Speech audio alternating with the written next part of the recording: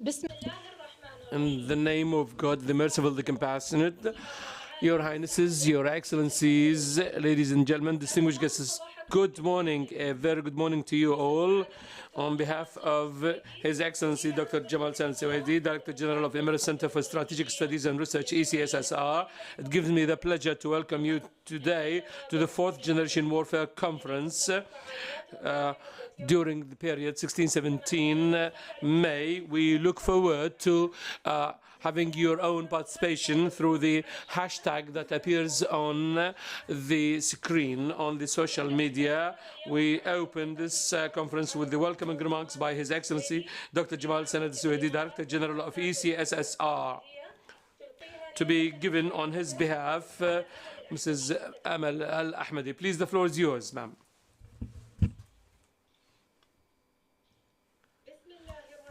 In the name of God, the merciful, the compassionate, Your Highnesses, Your Excellencies, distinguished guests, ladies and gentlemen, Assalamu alaikum. Peace and blessings of God be upon you, and you are most welcome to the Emirates Center for Strategic Studies and Research in its specialized conference entitled the 4th Generation Warfare. I have the honor to convey to you the greetings of His Highness Sheikh Mohamed bin Zayed Al Nahyan, Abu Dhabi Crown Prince, Deputy Supreme Commander of UAE Armed Forces, President of the ECSSR, and his best wishes to all participants, researchers, speakers, and audience to have full success in their own deliberations and that their recommendations may be applied in reality. Ladies and gentlemen, the ECSSR has always been in its own specialized conference discussing hot and strategic themes and subjects, and no doubt this conference deals with one of the most vital problems and issues that are always on the mind of decision makers, strategic planners, academics, and all specialists alike.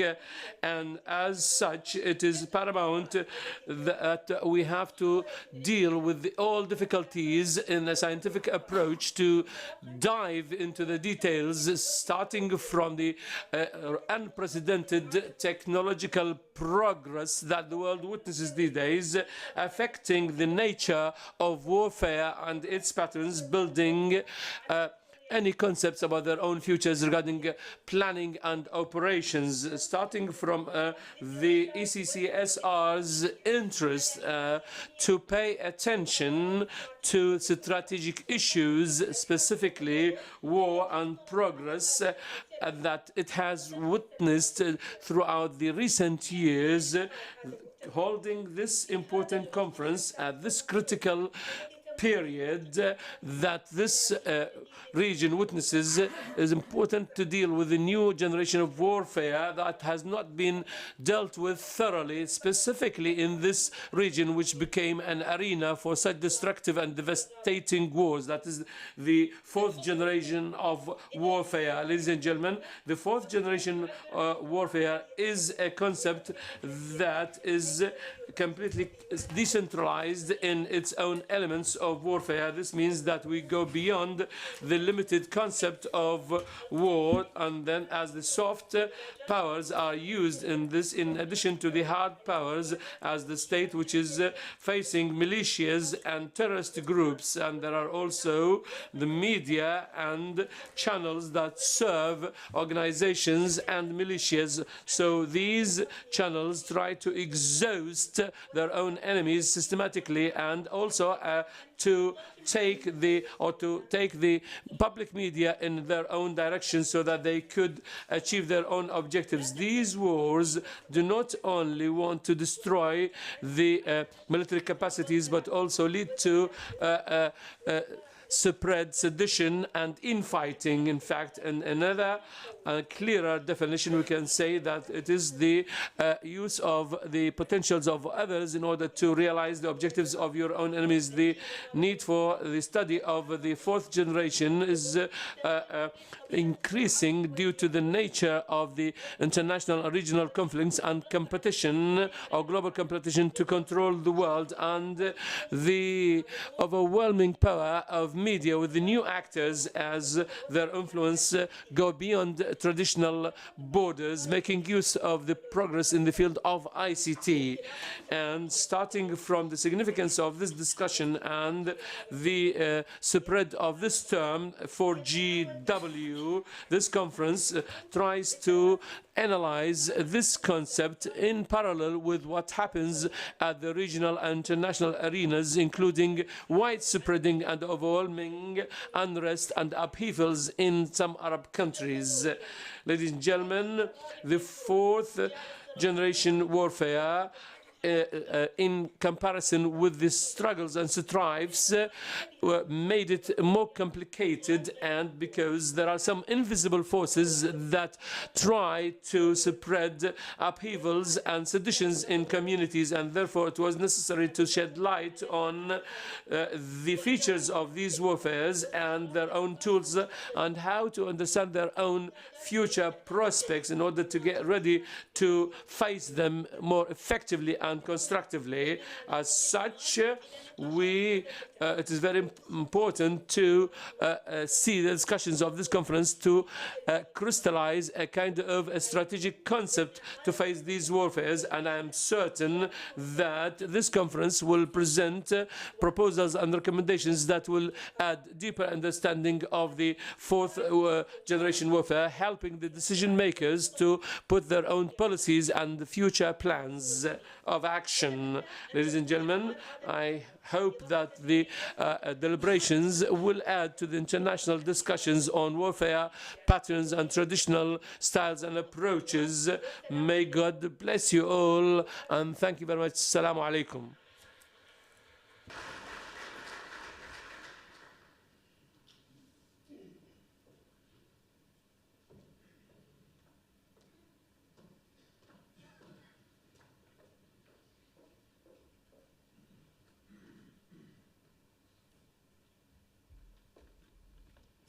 شكرا لسعادة الدكتور جمال سند السويدي. Thank you, Dr. Jamal Sanad Al-Swaidi. And now with the keynote address relayed by His Excellency Mohamed Ahmed Al-Mawardi, Minister of State for Defense Affairs at the United Arab Emirates. Your Excellency, you have the floor.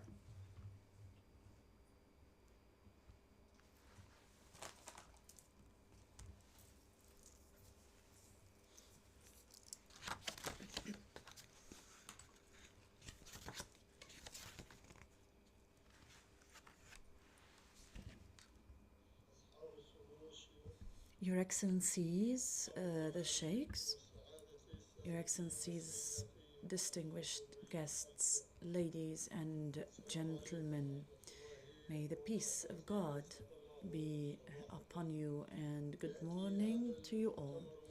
This conference comes at a time where there are regional issues going on in the UAE.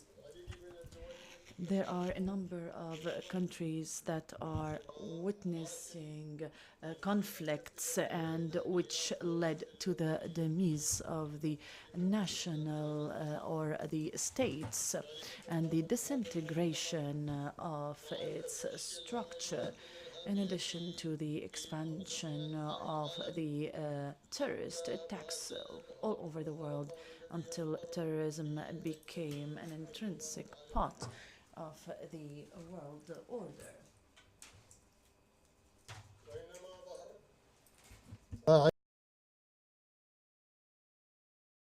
Other issues have emerged. The organizations that use non-conventional materials to strengthen these groups and to work on really disintegrating the social status.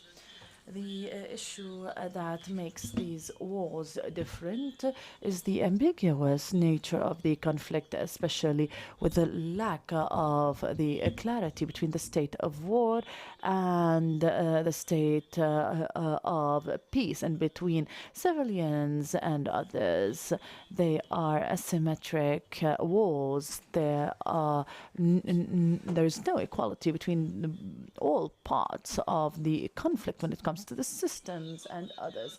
It is the war that does not acknowledge the integrity of the countries, does not acknowledge the borders and the humanitarian law, and is not governed by the laws of the armed conflicts and the ethics of the wars. It is not a war between organized armies that the countries participate in and are subjected to the laws, agreements, and international conventions. It is the war that we are witnessing a party that is different than an ideology or a group or anything that we've seen for.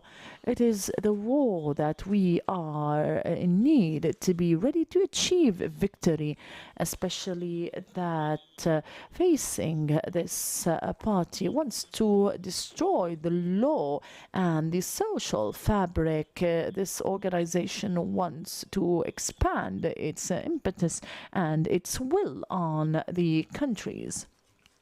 Ladies and gentlemen, what is going on in the region at this time where the organizations, international organizations, have been carrying out acts that we've never seen before? This is an evidence that we've entered into a new phase of the fourth generation warfare, where these terrorist organizations are controlling big parts of the lands and holds the economic resources that helps it to really increase its power and to move its acts all over the countries. We should get all the lessons that we've benefited from the past to face this danger and to keep this threat away from us, away from the integrity of the nations.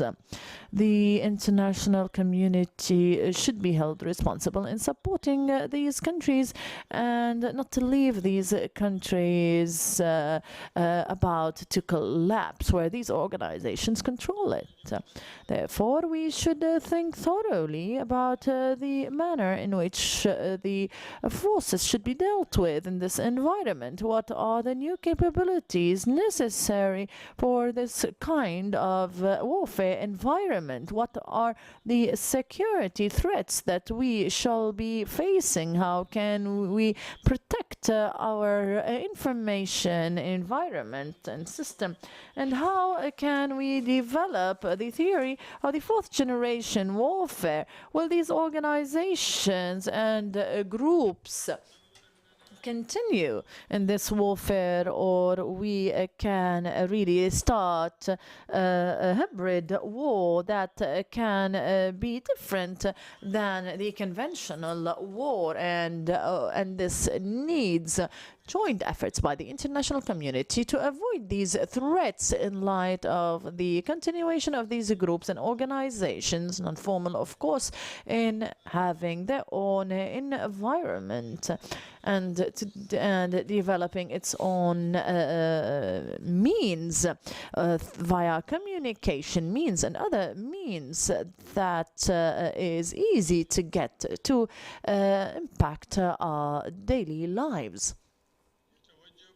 As such, we should really confront them, not by using the conventional means only, but to develop our dogma, our strategies, and via focusing on having the asymmetric capabilities to face this danger.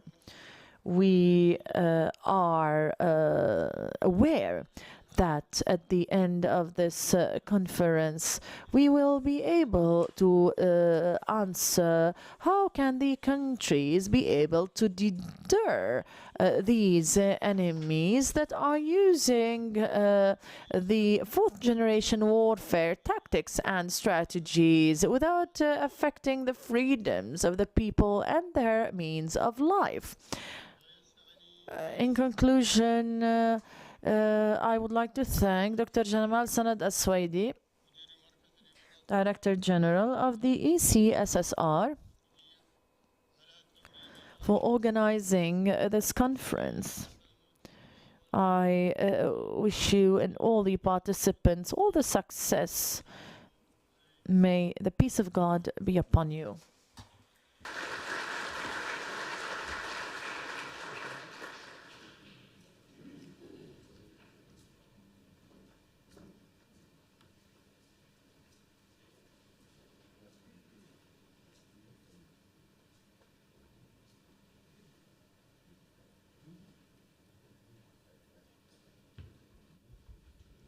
نشكر معالي محمد أحمد البواردي على هذه الكلمة. Excellency, Mr. Bawardi, for this speech. And now we come to another keynote address to be given by His Excellency Saif Sultan Ariani, Secretary General of the Supreme Council for National Security, United Arab Emirates. The floor is yours, Your Excellency.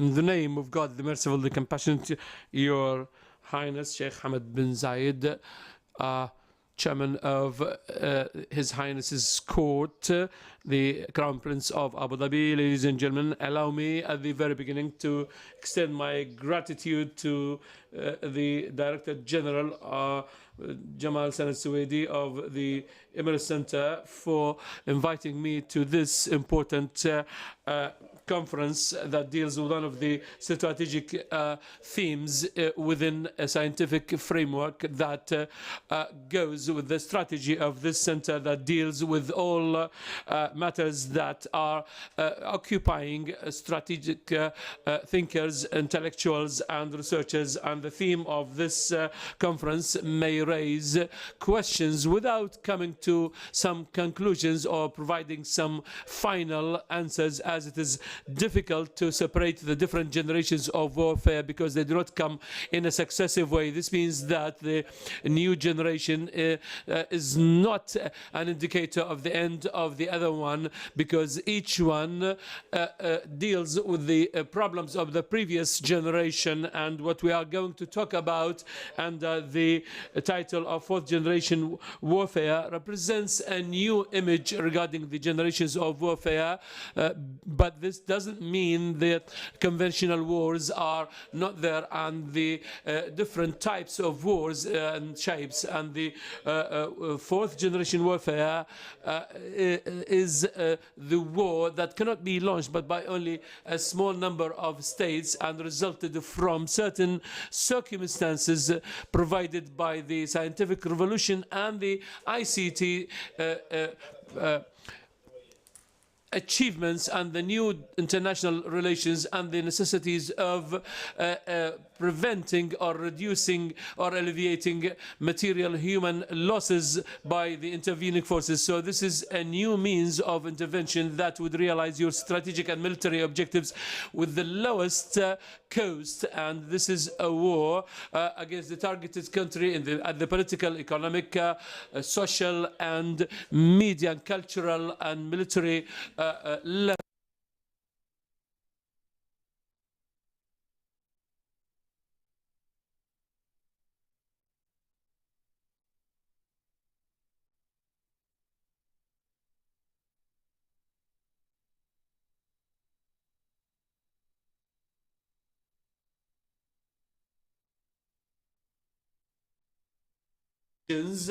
set by the political leaderships. The fourth generation warfare witnesses the emergence of new forces. It's a war by proxy that tries to topple or end the opponent without a direct intervention or military intervention. Perhaps the beginning of such a kind of warfare started with a lecture by Professor Max Manuel, the professor at the College of Warfare of the Military in the United States, talking about distant invasion of countries, and by reducing also the military losses to be made also by the hands of the citizens of that country. And as such, these wars, or the main objective of such a kind of warfare, is to destroy and devastate the armed forces of the targeted country, and also through the exhaustion of the management and the administration of that country after spreading chaos in that country in order to put it under your own control. So it seeks to dismember that country and to cause a kind of a political chaos and the dismemberment of the society through slow process of corrosion of the political system, creating a new system with the lowest cost at the military and the human losses, avoiding some consequences of the conventional war, such as the animosity against the aggressors. But in such kind of wars, the opposite may happen, and the community may sympathize with the invaders, as they will be the saviors from oppression, tyranny, and poverty. And therefore, the strategic objective of this generation of warfare is to reach a state of an internal collapse or chaos that might lead either to the dismemberment of that nation and its own division, or weakening it to the level that it will be easily controlled. And the instruments of the fourth generation are internal and external, as the internal forces try to destabilize the country and to cause a collapse from inside, while the external forces try to deprive the existing regime from making any use of regional or international help or assistance through distortion of the image of the political regime and reducing their own political and economic revenues, and thus they cause a kind of unemployment, poverty, sicknesses and diseases, and the failure of educational system, and thus it will weaken the state, and thus it will cause the fall of the political system. The internal factors may include the following: the political instruments, as the society will be agitated to protest and to go to the streets, and by agitating the feelings of anger against the political and economic circumstances, spreading terrorist activities and urging ethnic groups and minorities to request separation or self-autonomy regions, and the claim of being oppressed and deprived of their legitimate rights, focusing on democracy, human rights, and equality among the social genres. And therefore, in order to enhance also the NGOs to stand against the state in a state of opposition, the cultural instruments, the media from inside and outside the country will deal with subjects that deal with the public opinion in an unobjective way, focusing on weaknesses and negative aspects in the performance of the state, and spreading rumors and misleading information that would cast doubt on the legitimacy of the system or the regime and the other organizations. Third is the intelligence instruments. Some characters may be chosen, especially among the younger generations, that could be easily attracted in the targeted country to prepare them and train them in order to play their own roles in agitating the internal communities to protest, and according to certain plans, and with huge financial support under the umbrella of organizations such as the strategic studies centers and institutes calling for democracy and the protection of human rights and political reform. Fourth, the electronic warfare as the electronic environment provides the ability to manage these wars from a distance through the social media that allows the spread of rumors and communication across transborders, and making these websites and social media as a kind of negative influence on these communities, and giving a picture about what happens inside the country by the hands of the citizens of that country through these channels or through the social media and communication, who were people who were trained for this purpose in order to agitate people against the government and or the ruling regime, and also to encourage some communities to join these protests and demonstrations and to respond against the government. And it is usually difficult for many governments and states to follow such a kind of electronic warfare, and as such we have moved from the internal to the external, and we will find that external includes the following: at international level, the work to make use of the Security Council to adopt resolutions to impose sanctions on the targeted countries in order to reduce their own economic revenues without taking into account the influence of these sanctions on the people, and also the application of Chapter 7 in threatening the use of armed force against these countries in cases of humanitarian reasons. And we'll find that the boycott and the double containment and other things are among the tools to weaken these targeted nations, and that might be taken by one country or by a group of countries through the coordination with their allies or those that follow their own policies.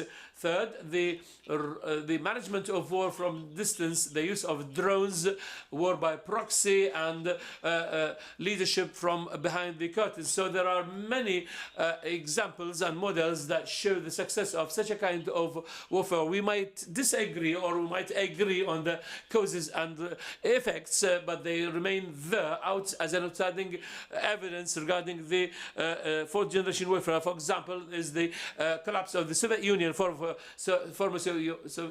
Yugoslavia and Soviet Union also, and the state of Czechoslovakia into two countries, and the division of Sudan into two countries, and with the possibility of more subdivisions and the spread of chaos in many other Arab countries: Libya, Iraq, Tunisia, Egypt, Syria, Lebanon, to Yemen in the south, Bahrain also in the Gulf, and showing the possibility of the emergence of new statelets in the light of being subjects to this kind of warfare. And there are also some possibilities of sectarian and ethnic subdivisions. And finally, I would like to congratulate you for this conference, and wishing that you will reach the more enriching cultures and about strategic affairs. And after trying to contribute to this kind of warfare, I hope that this conference will emerge with more recommendations and a bridge to discuss it scientifically, also in order to crystallize a realistic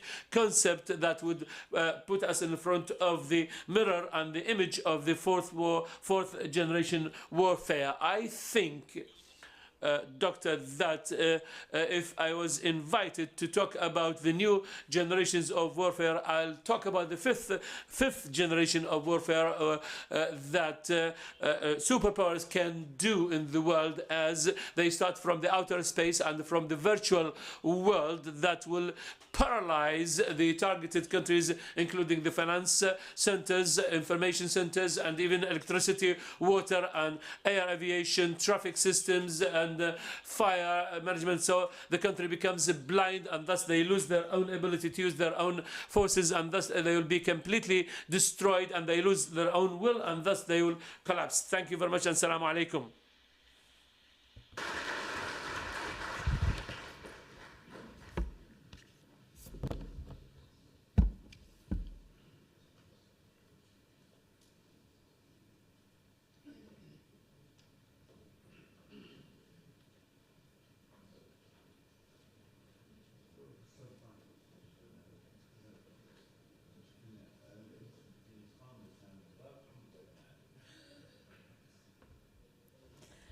الشكر موصول لمعالي Thank you, Your Excellency Saif Sultan Al Ariani.